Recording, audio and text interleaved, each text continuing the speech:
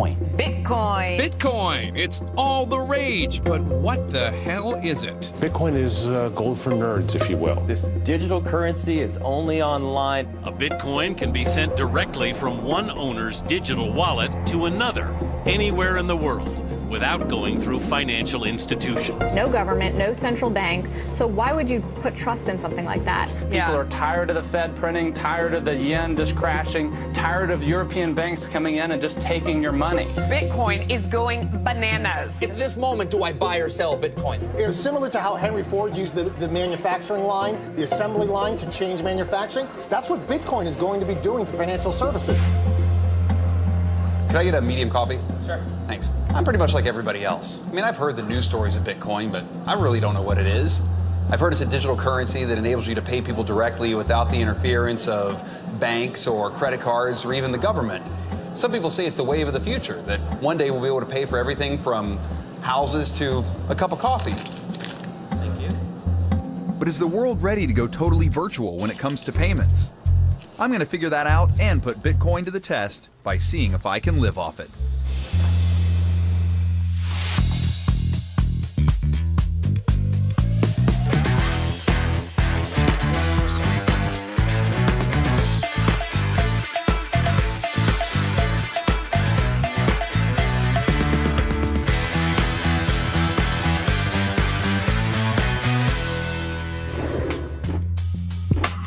Money, money, money.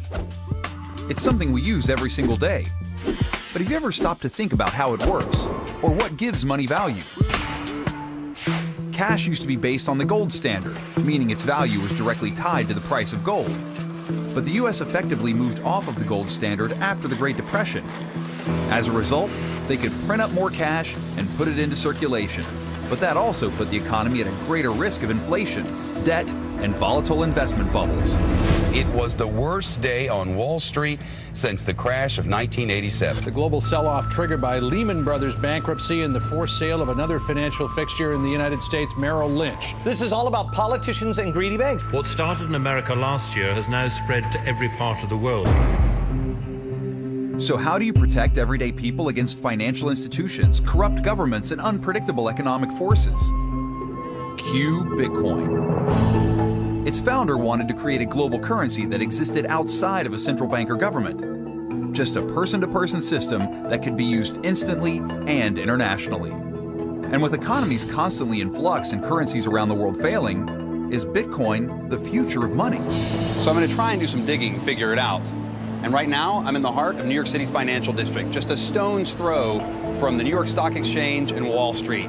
Right next to me, the Bitcoin Center, the hub of the Bitcoin community for New York City. And hopefully the people inside there are going to give me some answers.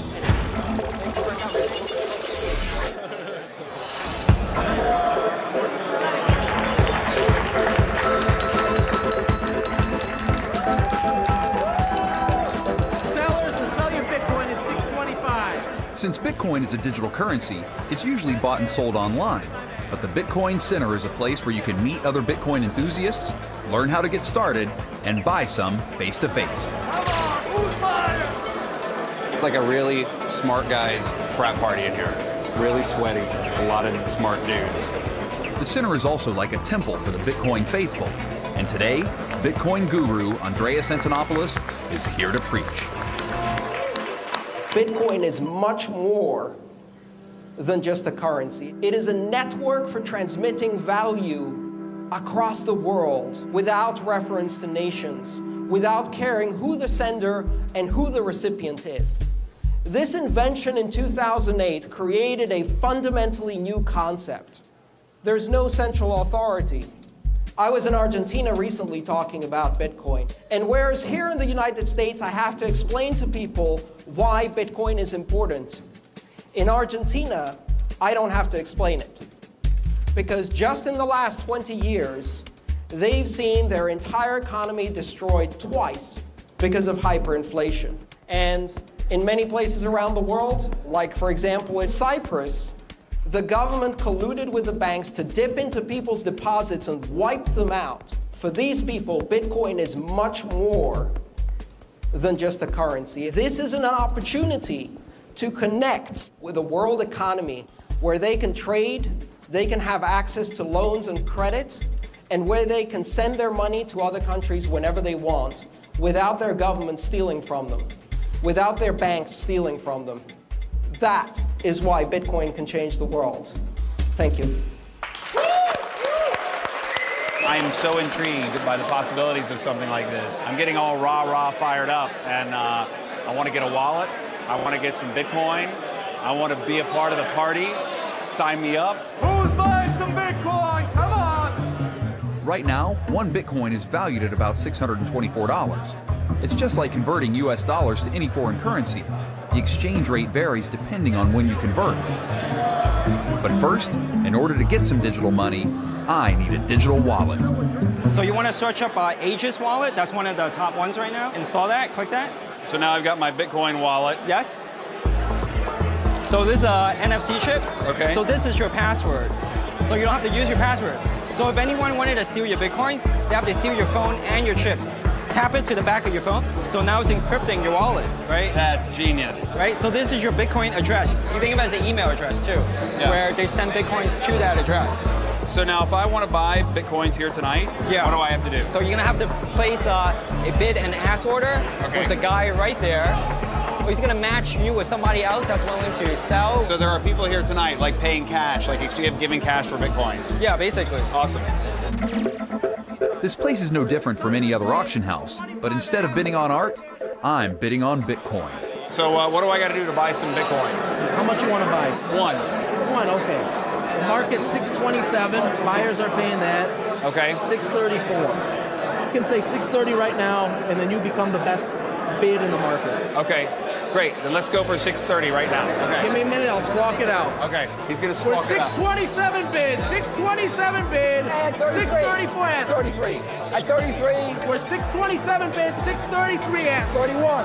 631. Okay. We're 628 bid. One coin. One coin. 631 ask. 628 bid. 631. Can you go 30? Can you go 30? I have no idea what's happening. At 31. 629 I have no idea bid. what's We're going on. 630. Sold. 630. Good. 630 trade. 630 trade. Sold. So I'm buying 630 from you. Yeah. Okay. So now explain it to me. No problem. You're gonna have to hit receive. Okay, so here I received this, right? Yep. So And I'm gonna hit send. Okay. I'm gonna scan your QR code. He's scanning my code. Watch this. Here it goes. 630 was the last trade. Hang on. Don't move. Don't move. He's scanning my code. Now he's entering the amount. So I'm just gonna sell you 1,000 millibits or 1 BTC, 1 Bitcoin. 1,000 millibits. Right. I bought this now.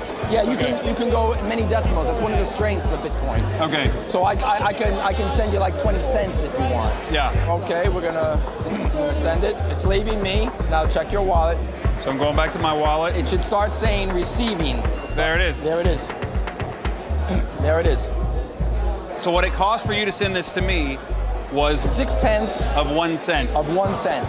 That's pretty cheap. Every time I wire money every month through my free wire account, it costs me 25 bucks. So you just sent me $623 for 0.6 of 1 cent. Correct.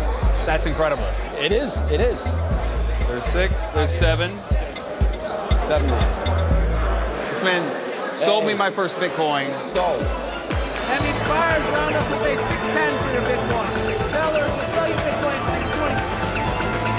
I don't know about you, but tonight my mind blown right out of my skull. This whole thing is so bananas. I still don't understand it, but best part is I got some right here. I got some Bitcoin tonight. I don't know how to use it. I don't know really what to do with it, but I'm gonna figure that out.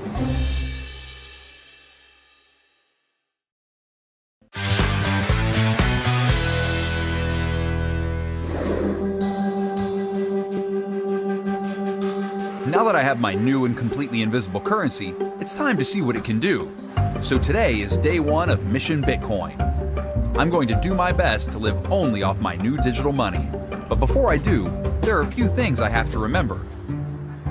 First, Bitcoin is really just like any other currency, the same as dollars, euros, or yen, but it's global. Second, rather than having to go through a credit card or a bank, Bitcoin transactions have no middleman. The result? A cheaper, quicker, and easier way to use money. Third, it's anonymous. Well, sort of. The identity of the user remains unknown except for a string of randomly generated numbers associated with their wallet. So I got my Bitcoin, and the good news is it's actually gone up in value today. You see, Bitcoin, like the stock market, fluctuates based on demand. More people are buying Bitcoin, the value goes up. People start selling it, the value goes down. And today, it's up, so that's a good day. Okay, time to blow some millibits. Hey, how are you? Good, how are you? Good. You guys take Bitcoin? We do. That's fantastic news. I would guess that because you got this. Yes. That's the telltale sign. Exactly. Then I would like to buy a slice of pizza, a margarita, Okay. and a bottle of water. That's going to be $5.27 and 0.0083 bitcoins. 0.0083 bitcoins. Yes. Now, how do I do this? I send, right? Right. Amount to send. So I type it in there, right? Change this to bit because you don't want $0.0083. No, that's not enough money. That's not even a penny. Since a whole Bitcoin is worth about $630 right now, when I convert to a dollar value, this slice of pizza costs just a fraction of 1 Bitcoin. Okay. Here we go. Ooh, look at that. We're living in the future, buying pizza in the millibits. See, I've got to tap my tag that I got the other night. I got to put that there. It's in my wallet. Done. Did it go through? Let's go back. Sweet. Ding. Sold. Thank you very much. Thank you. It was so easy. Look at that. Pow. Pew, pew, pew, pew, pew. Bing, bing, bing, bing. I'm the king of Bitcoin. Slice of pizza, check. Hour 1 of Bitcoin life, and I'm already winning. That was surprisingly easy, but man cannot live on pizza alone, so my next stop is for some groceries. You all set? I'm all set. You got the iPad checkout, you got the MacBook register. We do. You're already a store of the future here. What's the upside for you to Bitcoin? In terms of comparative to credit cards, it's cheaper than credit cards, no chargebacks. We receive the money instantly. I've never had a single issue, and we've probably done close to 1,000 transactions, I'd say. Wow. And compare that to like a credit card. Out of 1,000 transactions, how many of those would you get? 15 to 20%. Whether it be and that's somebody saying there was a chargeback or a theft or yeah, or I mean, because credit card fraud is so prevalent today. Yeah. And as a small business owner, you assume that risk. And so there was another option to where, that was cheaper, that was safer. Bitcoin at this point in time is able to do that. So the total right now is 4272. Yep. That's 0.067 Bitcoin. 0.067. Mm-hmm. You scan that QR code right there. Great. So Dan, thanks for your time, No man. problem. Also, that ding, was that the money coming That in? little ding was letting me know that, hey, you sent a payment. So the rest is history. Awesome. Thanks, man. Have a good day. Brooklyn bodegas, always on the cutting edge.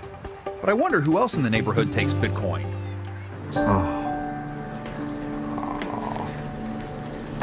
Thank you, Bitcoin, for making this happen. So far, living in the Bitcoin world has been incredibly simple. But I'd be lying if I said it doesn't feel kind of surreal. So, you had a good time? That was good. 20 US dollars. So where does Bitcoin come from? Here we go. Boop. And who created it? Back in 2008, someone named Satoshi Nakamoto released the white paper, a sort of manifesto outlining why Bitcoin was created. It was intended to subvert normal currency and be something that couldn't be manipulated by traditional financial or governmental institutions. The paper also outlined the programming code that would make up the structure of Bitcoin. But to this day, no one really knows who Satoshi really is. In March 2014, Newsweek incorrectly said it was this guy. But if we don't know who made it, how do we know it's safe? And how do we know it's a safe place to put our money? Luckily, I'm meeting Dan Kaminsky, a legendary hacker who, amongst other things, fixed a fatal flaw in the internet. Good to see you. Great to be here. The entire internet. If anyone can shed some light on how safe the Bitcoin code is, it's him. What is the best way to describe what you do? I break things. You break things? Then I get them fixed. Yeah. I'm a hacker, professional hacker, one of what's called the white hats. So there are people out there who break stuff and then unfortunately steal things. I go ahead and I find the flaws in the systems that we depend on in everyday life and then work together with industry and government and other researchers to make the internet a safer place. And so when you first heard of Bitcoin, what did you think? I thought, wow, this is going to fall immediately. So I decided I would set out for a couple months to show where Bitcoin's problems were. And what happened? It didn't fall. Not at all. No, it was really weird. Every single time I hit on something that had to be its fatal failing, no, they had found that before. You could sort of see in the code where that had once been an issue, and they had gotten rid of it. It is a beautiful system. Now, don't get me wrong, there have been problems, what we call the metacode, the code around Bitcoin. Yeah. That stuff's been hacked. But the core system, the core magic, the core problem that Bitcoin solved that had never been solved before remains solid. It's safe. And is it getting safer? I think so. Yeah. The technology being built to support Bitcoin, this new generation of metacode, this new hardware, this new software, not just being useful to secure Bitcoin, but being able to secure a lot of the problems we have in computer security today. Are you Satoshi Nakamoto? I am absolutely not, and you're not the first person to ask. How do I know you're telling me the truth? Would this face lie to you? Excuse me, do you take Bitcoin? We don't take it, I'm afraid. You don't? No. You want me to grab this? That would be, I don't have any cash. All right. Sorry, thank you. Okay, so now I owe Dan lunch. Bitcoin failed. Thank you. So if everything is as transparent as Dan says, I should be able to see how Bitcoin works and how it's created. Turns out the heart of Bitcoin is a series of digital mines all around the world. And fortunately, there's one I can check out in upstate New York. And of course, I'm living my whole life with Bitcoin now, so I've got to book my travel with Bitcoin. Thankfully, there are a few travel sites that actually do take the Bitcoin. I found one air travel site that takes it, so now I've got to book my travel from New York to Rochester. I'll put in my dates. Okay. Choose Bitcoin. Type in my code.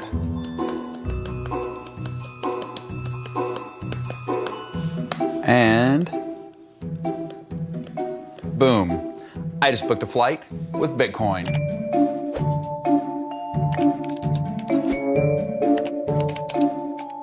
And I booked my hotel. A little Bitcoin magic coming through. I'm ready to head upstate. Just that easy. Thank you, Bitcoin.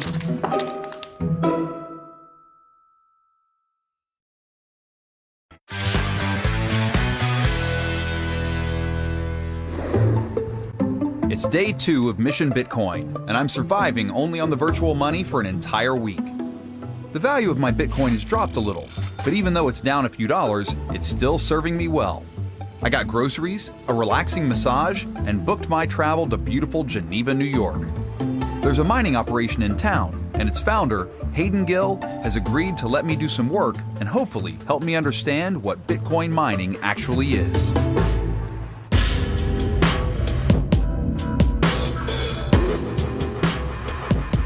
Hey, how are you? Good. I'm Morgan. Morgan, Hayden. All right, nice man, to nice meet to you. meet you. Yeah, you too. This is so not what I expected. Yeah? Yeah. I worked in a coal mine.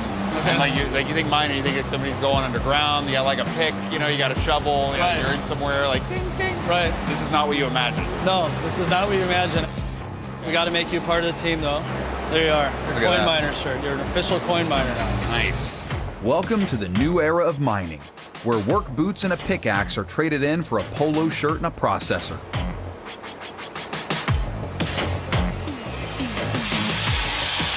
Today I'm building a Bitcoin miner, setting up crazy powerful processors that need to be connected so they can all work together and access the Bitcoin network. But what does that actually mean? If mining for gold is the process of digging into the ground and looking for metal, with digital mining, computers are constantly digging to solve complex math problems.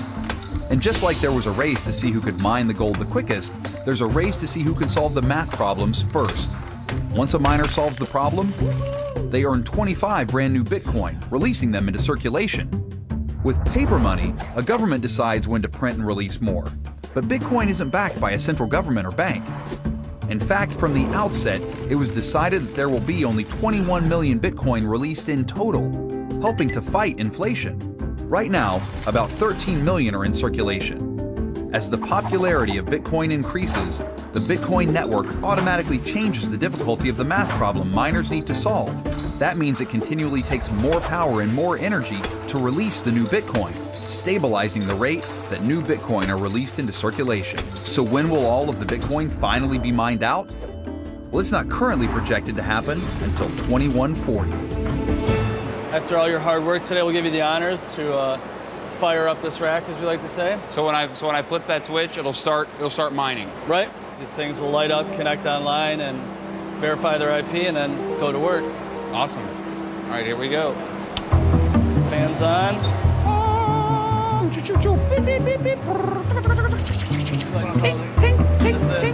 That's it right there. Now that we've set up a new miner, let's see how it's working on the Bitcoin network. This takes us over to the blockchain. This block contained 519 different transactions. So this blockchain thing Hayden is showing me is actually a key part of what makes Bitcoin so innovative, and it ties into the work miners do. Here's the deal. Those complex math problems the miners are doing to release the new Bitcoin also verify all the Bitcoin transactions worldwide. Remember when I bought that slice of pizza back in Brooklyn? The second I clicked send on my wallet, the transaction was transmitted to the Bitcoin network.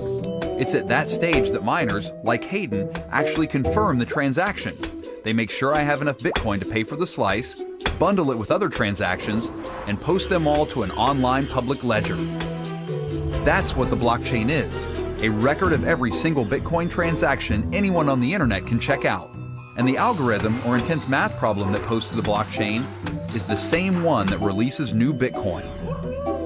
The takeaway? Instead of placing all your trust in one bank or one credit card, you're relying on a worldwide network that's based on indisputable math. This is all that open ledger. So these are all the different wallet IDs pushing Bitcoin to other wallet IDs. Right. These are all the transactions contained in the block. This is your real-time Bitcoin transactions happening around the world. And since this transaction just came onto the network, it's still working to be confirmed. We gotta wait for the miners then to come in and then get them actually linked into the blockchain. This is what makes Bitcoin so amazing. The ability for people to transfer value without having any kind of a centralized authority to have control of those transactions. It's amazing. What have you guys brought in today? What's the total so far? So far today, we've probably brought in about 3 Bitcoin. Okay. So it's been about $1,800. Yeah, got some money to pay you. Nice. This is what I've been waiting for. See, I've actually earned some Bitcoin. What's a fair day's wage? For the hours work you put in today, we'll do 0.3 Bitcoin. That's gonna be like almost $200. There we are. 0.3, right there it is. Look at that, less than a minute. Yep. Instantly, boom. Nice. There we go. All right. It's incredible to see how much computing power and how much energy it takes just to mine a few Bitcoin. But if it wasn't for guys like this, if it wasn't for miners all around the world, then you wouldn't be able to verify all of those transactions. You wouldn't be able to get new Bitcoin. I wouldn't be able to buy the slice of pizza that I bought back in Brooklyn. And now, since I've actually earned a little bit of Bitcoin today, I'm gonna go see if I can't spend some here in Geneva.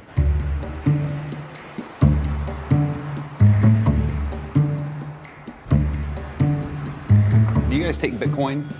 No, we don't. I'm sorry. We don't accept Bitcoin here. Can you recommend anywhere else where I might be able to go in town? This is my wallet right here. It's not a phone? Okay, so maybe I overestimated the popularity of Bitcoin just a little bit. And in time, some of these restaurants might start accepting Bitcoin, but not until it becomes immensely more popular, which doesn't help me at all right now, as my stomach's going. All I wish is that I could actually like eat Bitcoin because I'm starving.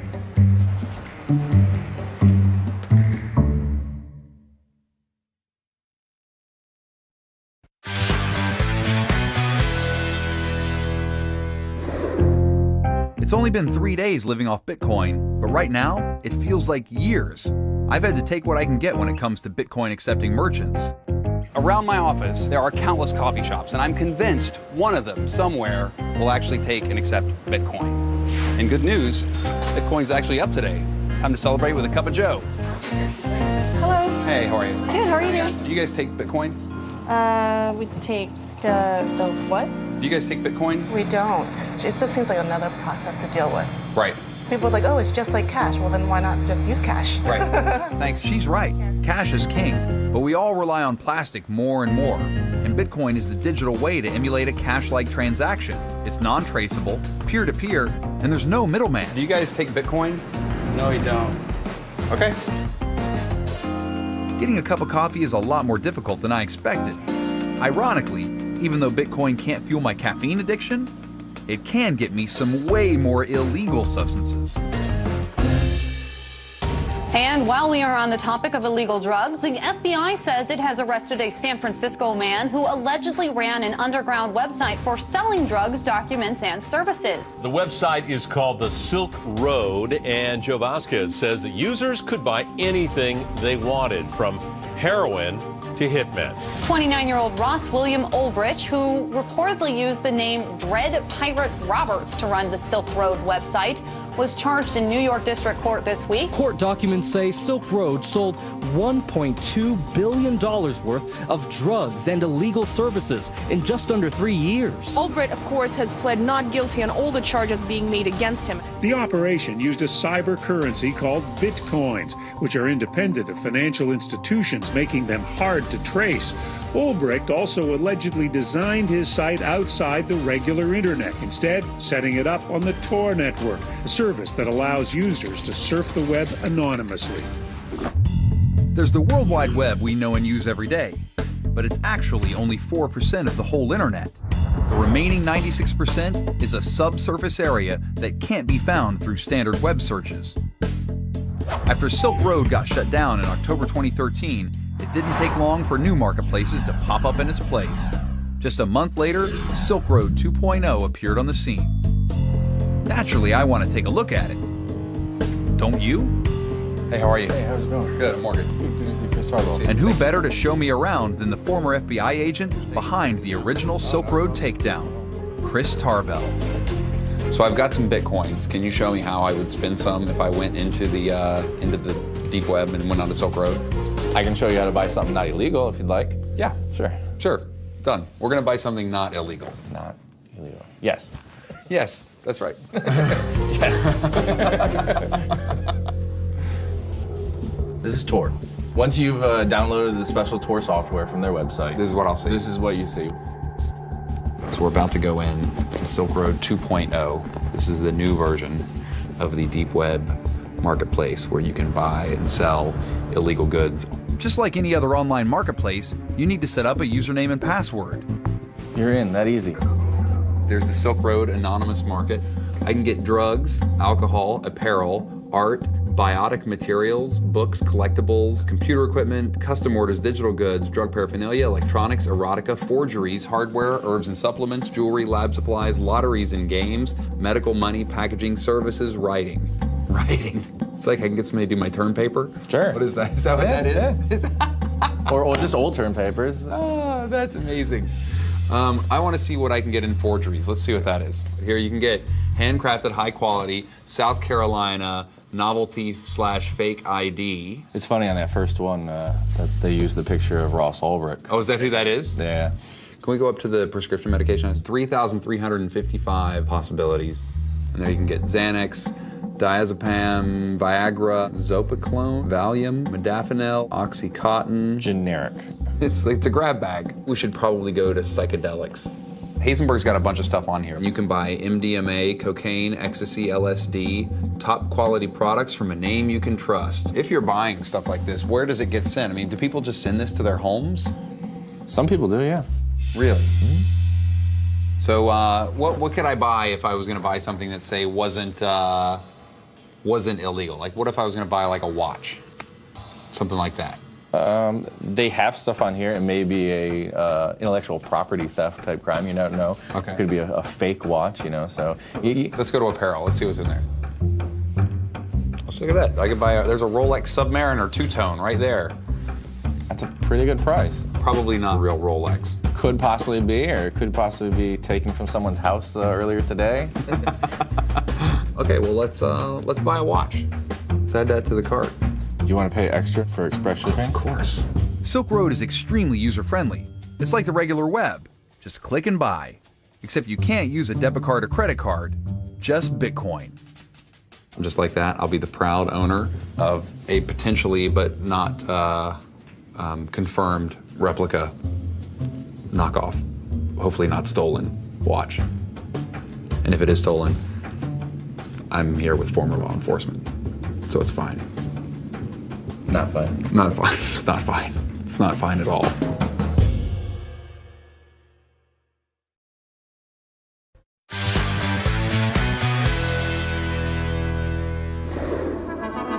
It's day 4 of living completely off Bitcoin, and despite its value being down, I'm happy to report I'm still alive.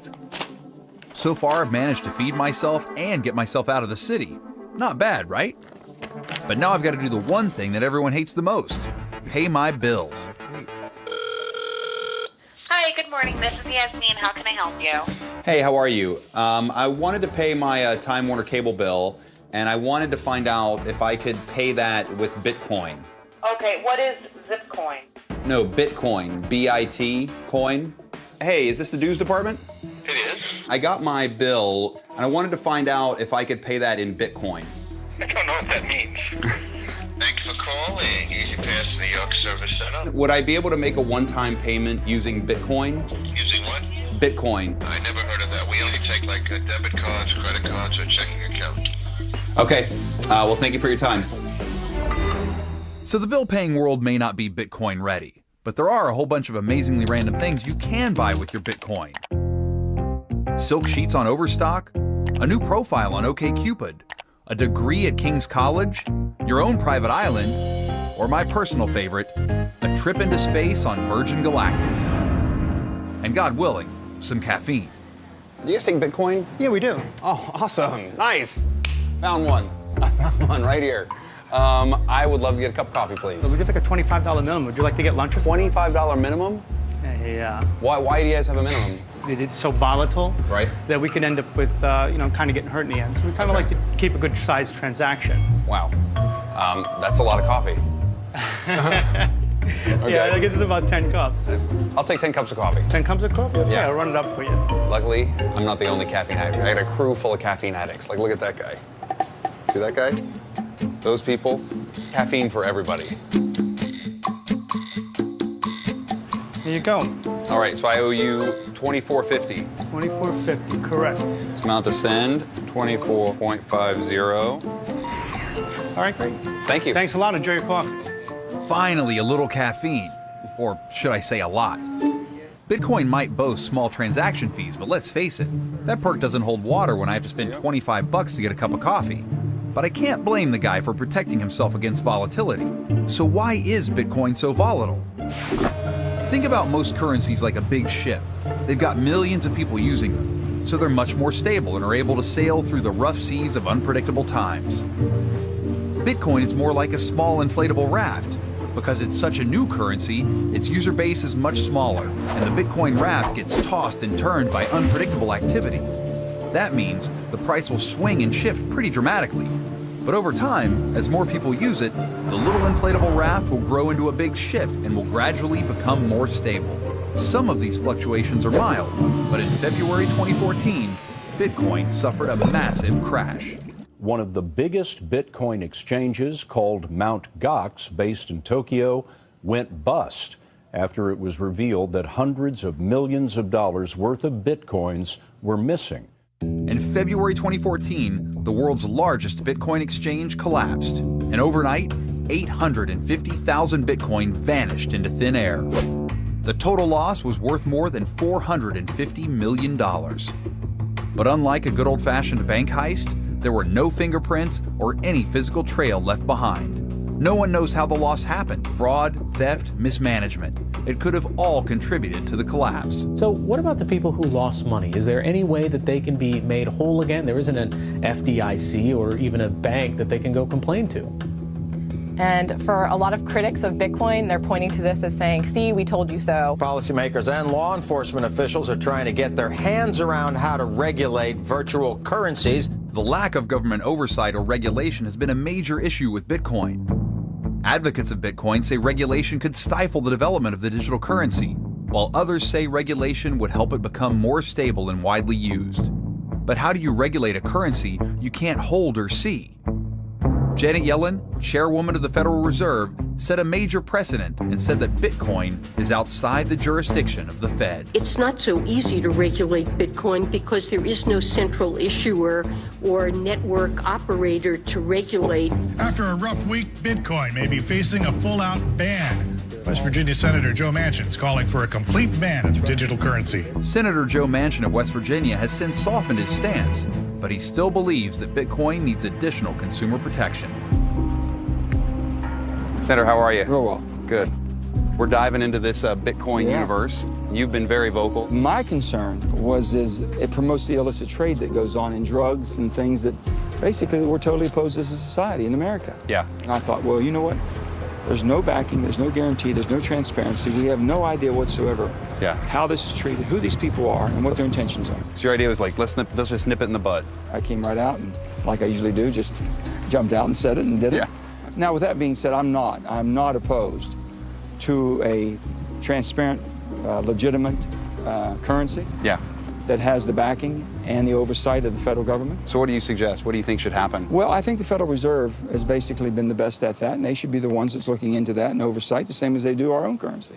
And our own currency isn't so good these days. But at least we know it. Yeah, at least we know how bad it is. Yeah. Part of what I think was one of the motivating factors behind Bitcoin was the whole idea of, people wanting to kind of, stick it to the man.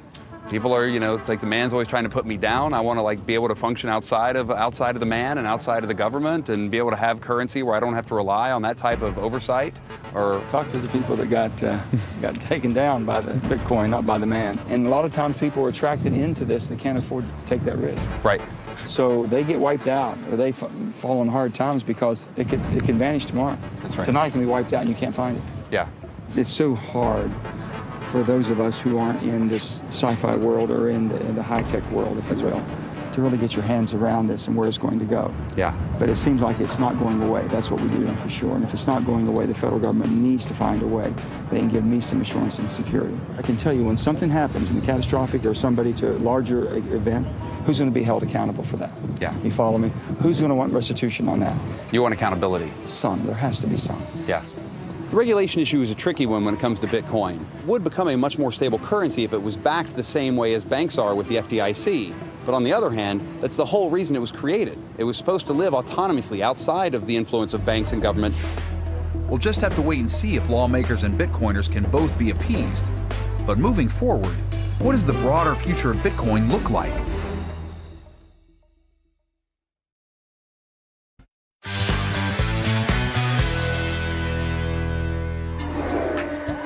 I'm nearing the end of my Bitcoin journey, and I know the basics. How it works, where it comes from, and what its limitations are.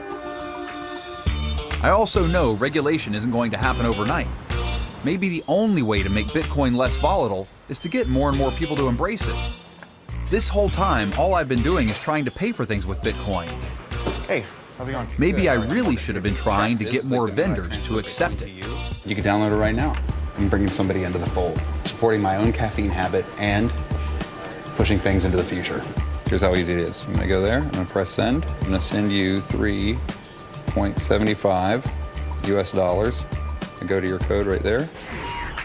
All getting excited. There. Sent. There we go. Boom. 375 and then 0.006 Bitcoins. Look at that. All right, that's pretty sweet. Pretty sweet. Yeah. Another satisfied Bitcoin merchant right there. Thank you very much, and congratulations. Thank you. Enjoy. Brooklyn may be Bitcoin savvy, but what about the rest of the world? Andreas Antonopoulos, whose speech at the Bitcoin Center inspired me to go buy some Bitcoin in the first place, has agreed to sit down with me. And the best place to do that is the coffee shop that I convinced to use Bitcoin. How are you? Morgan, how are you? Andreas literally wrote the book on mastering Bitcoin. It's called Mastering Bitcoin. If anyone can predict the future of the digital currency, it's probably Andreas. It seemed as there were a lot of people who, just in the conversations we had, still only see Bitcoin as being associated with illicit activity. Buying drugs, Silk Road. Look at that Silk Road watch I bought. Oh, very nice. You like that? Yeah. Genuine artificial Rolex. Genuine. That's right. A Folex. It's a Folex. So how do you get past that conversation? What does it take? It takes time, and for more regular people to be seen using Bitcoin for legitimate activities. It can be used by anyone, anywhere in the world. Any religion, any country, any language, any culture. Right. And that's why it's powerful, because it's the first form of international, transnational, non-bank, non-government money. It's basically the internet's money, the internet's currency. I hope that you've had a glimpse into how money could work in the future. Yeah. You know, when you talk to people and you're talking about the millibits that you're spending and how many millibits there are, and you're looking at the zeros, it's crazy talk. But at the same time, it's also a real, robust industry with thousands of companies, millions of dollars being invested, and jobs, thousands of jobs. The current run rate of venture capital investment and startup companies in this space is now exceeding that of the internet in 1994. Wow. So this space is growing faster than the internet was. Exponentially. It's exponentially. This is the third wave of the internet. You know, the first wave was websites, the second was social media and interaction. You now have the possibility of exchanging value of tokens and allocating resources, of creating real economic infrastructure on the internet, which wasn't possible before. And so if you think of it a bit as the third wave of the internet, you can see this is going to be pretty big. Thank you. Thank you so much.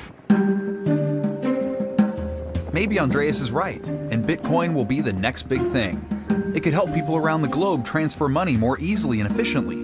But it seems like the technology behind Bitcoin is the real game changer. That confusing piece of innovation, the blockchain, could change how we run things like elections, IPOs, and lotteries. And even if the Bitcoin currency bubble bursts, the technology could go down in history as one of the most important inventions of this century.